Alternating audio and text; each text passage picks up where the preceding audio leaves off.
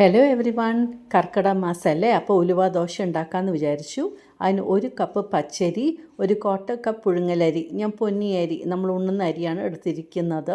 പിന്നെ 2 table spoon നിറച്ച നമ്മുടെ ഉലുവ എടുത്തിട്ടുണ്ട്.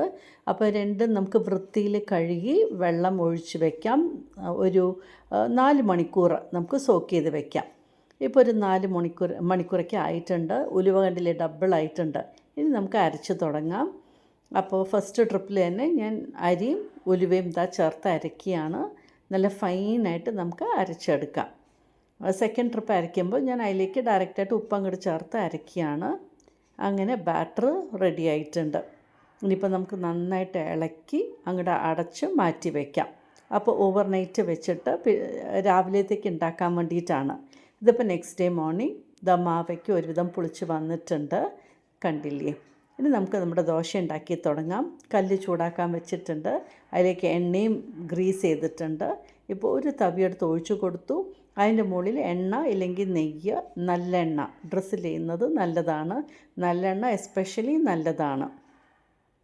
അടച്ചാണ് വേവിക്കുന്നത്, മറിച്ചിട്ട് കൊടുക്കുന്നില്ല. നമ്മുടെ ഉലുവ ദോശ ആയിട്ടുണ്ട്. ഇനി ഇതിനേക്ക് ഒരു ചട്നിയും അരയ്ക്കാം. നാളികേരം വെച്ചിട്ടാണ്. നാളികേരവും പൊട്ടിക്കടലയും മുളകും ചെറിയ ഉള്ളിയും ഇഞ്ചിയും ഒക്കെ വെച്ചിട്ടാണ് അരച്ചെടുത്തിരിക്കുന്നത്.